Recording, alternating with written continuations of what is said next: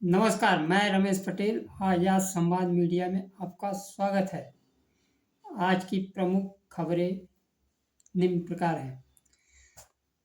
2 राज्यों के विधानसभा तथा देश के लोकसभा तथा विभिन्न राज्यों के उपचुनाव के लिए प्रचार का आज अंतिम दिन।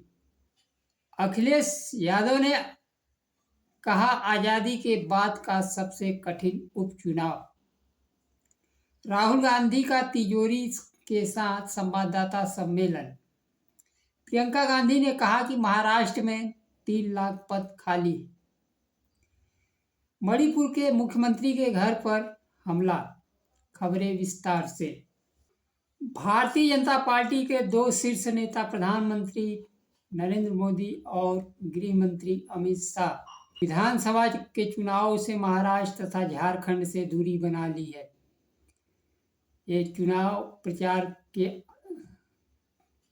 कोई 36 घंटा तो कोई 96 घंटा पहले ही मैदान छोड़ चुके हैं। चुनाव आयोग ही इनकी मदद कर सकता है।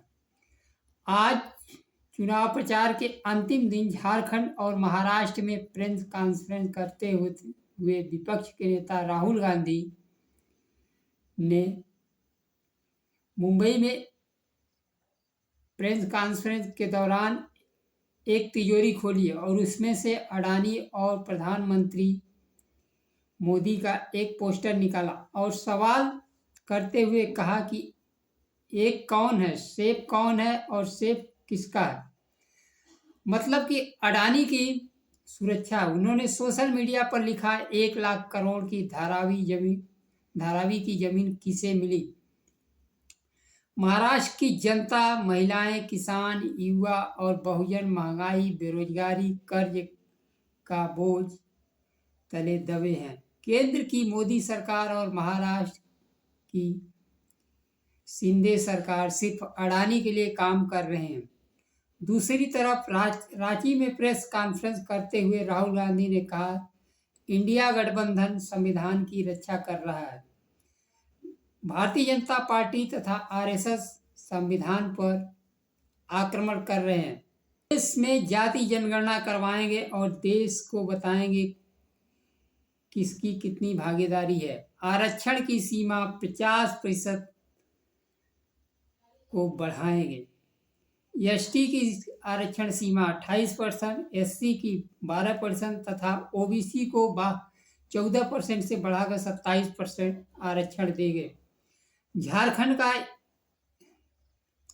1,36,000 करोड़ मोदी सरकार नहीं दे रही है। ये जनता के शिक्षा, स्वास्थ्य और विकास पर खर्च होने वाला पैसा है।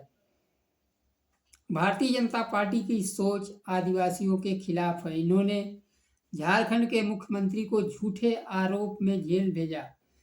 हम जाति जनगणना कराकर भागीदारी सुनिश्चित कराएंगे। प्रियंका गांधी ने महाराष्ट्र विधानसभा चुनाव में प्रचार करते हुए कहा कि महाराष्ट्र में के सरकार में 2 से 3 लाख पद खाली पड़े हैं। युवाओं को नौकरी नहीं मिल पाती है। उन्होंने महाराष्ट्र के परियोजनाओं को गुजरात भेज दिया। इसके चलते महाराष्ट्र के युवाओं को नौकरी नहीं मिल पाता है। सत्तारूढ़ गठबंधन के नेता जनता के मुद्दों पर ध्यान हटाकर सामाजिक ध्रुवीकरण करने की कोशिश कर रहे हैं। इन्होंने लड़की बहना योजना के लिए नहीं बल्कि बेहतर जीवन के लिए वोट दें। उन्होंने कहा, अगर इंडिया गठबंधन सत्ता में आया तो सोयाबीन फसल के लिए 7,000 रुपये क्विंटल किसानों को एमएसपी दी जाएगी। देश में सबसे ज़्यादा युवा महाराष्ट्र में आत्महत्या कर रहे हैं। बेरोजगारी बीजेपी सरकार की विफलता का परिणाम है। उन्होंने कहा, अडानी की पहुंच सरकारी खजाने तक है। हवाई अड्डे, बंदरगाह जैसे प्रमुख क्षेत्र अडानी के नियंत्रण में है। सरकार की नीति एक व्यक्ति के पक्ष में। उन्होंने कहा, 10 लाख करोड़ की परियोजनाएं को महाराष्ट्र से बाहर गुजरात भेज दिया गया। अगर ये परियोजनाएं महाराष्ट्र में होती तो 8 लाख नौकरियां बेरोजगारों को मिलती। आज जाति जनगणना दलित, पिछड़े, आदिवासी के बाद केंद्र बिंदु बन चुके हैं। राहुल गांधी संविधान की बात कर चेतना लाने का कार्य कर रहे हैं। अब दलितों, पिछड़ों को एक कदम आगे बढ़कर अपने हक और अधिकार के बारे में मत के माध्यम से सोचना है। उत्तर प्रदेश के 9 विधानसभा सीटों पर उपचुनाव के लिए आज प्रचार समाप्त हो गया। समाजवादी पार्टी के राष्ट्रीय अध्यक्ष तथा पूर्व मुख्यमंत्री अखिलेश यादव ने कहा, आजादी के बाद सबसे कठिन उपचुनाव यह है तथा यह चुनाव प्रदेश का भविष्य तय करेगा। उन्होंने कहा, लोकसभा चुनाव की तरह उपचुनाव में भी संविधान बचाने के लिए पीडीए की एकजुटता पर जोर दिया। उन्होंने सोशल मीडिया पर लिखा, उत्तर प्रदेश में आजादी के बाद सबसे कठिन चुनाव का गवाह बनने जा रहा है। उपचुनाव नहीं है, यह रुख चुनाव है जो उत्तर प्रदेश का भविष्य तय करेगा। इन उपचुनाव में भारतीय जनता पार्टी की नकारात्मक राजनीति को फिर धूल चटाने जा रही है और संविधान, लोकतंत्र, आरक्षण और सामाजिक न्याय के संघर्ष को बचाने के लिए पूरा पीडीए समाज इन सभी 9 सीटों पर एकजुट है। महंगाई, बेरोजगारी और नफरत की राजनीति से मुक्ति के लिए पीडीए एकजुट है। पीडीए के सामने स्पष्ट लक्ष्य है, भविष्य में अपनी सरकार बनाना जिससे अपने हक अधिकार पाया जा सके। उत्तर प्रदेश वह राज्य है जहां दलित, पिछड़ों को नौकरियों में आरक्षण प्रक्रिया का पालन करके नहीं दिया जाता है। किसी तरह परीक्षा में पास हो गए तो इंटरव्यू में अभ्यर्थी को एनएफएस कर दिया जाता है। आज का बेरोजगार युवा अपने आप को कुंठित महसूस कर रहा है। उसके जीवन में नौकरियों की रोशनी कब आएगी तथा भारतीय जनता पार्टी मुद्दों पर शिक्षा, स्वास्थ्य, चिकित्सा, आम जनता के मुद्दों पर कब चुनाव लड़ेगी या मुद्दों को हल करेगी। भारतीय जनता पार्टी धार्मिक और जहां धर्म नहीं चल पाता है वहां जाति के आधार पर बंटवारा। हरियाणा में जिस तरह से जाट जाति को अलग किया गया, अलग करके संपूर्ण जाति किया गया, क्या जाट हिंदू नहीं है? आज जाटों के बीच आवाज उठ रही है अपनी पहचान के लिए। उसी प्रकार से उत्तर प्रदेश में यादवों को अन्य पिछड़े वर्ग से अलग कर दिया गया, लेकिन आज जिस प्रकार से 56 यादवों को एसडीएम बनाने का प्रचार प्रसार किया गया कि केवल यादवों को नौकरी, वह जब गलत साबित हो गया था, आज पिछड़े भी मान रहे हैं कि इससे अच्छी सरकार तो कम से कम समाजवादी पार्टी की थी, जिसमें कुछ तो नौकरियां मिल जा रही थी, जहां आज 0 सन्नाटा है। अगर आप कावड़ ढोएंगे तो फूल बरसाएंगे, अगर शिक्षा नौकरी मांगेंगे तो लाठी मिलेगी। इसको ध्यान में रखते हुए अपना मतदान करना है। देश के पूर्वोत्तर राज्य मणिपुर की स्थिति लगातार बिगड़ती जा रही है।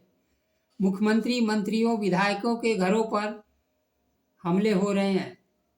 सीआरपीएफ के कैंप पर उग्रवादियों के हमले के बाद राज्य में संघर्ष तेज होता जा रहा है। मैतेई और कुकी जाति समूहों में तनाव है। मणिपुर के जिरीबाम और फेरजाल जिलों में इंटरनेट सेवा बंद कर दिया गया है। जिरीबाम जिले के एक नदी में 6 लापता व्यक्तियों के शव मिलने से हिंसा भड़क गई। कांग्रेस अध्यक्ष मल्लिकार्जुन खड़गे ने केंद्र सरकार पर हमला बोला है। उन्होंने कहा, मोदी जी मणिपुर की हिंसा कंट्रोल नहीं करना चाहते। सालों से मणिपुर में हिंसा हो रही है।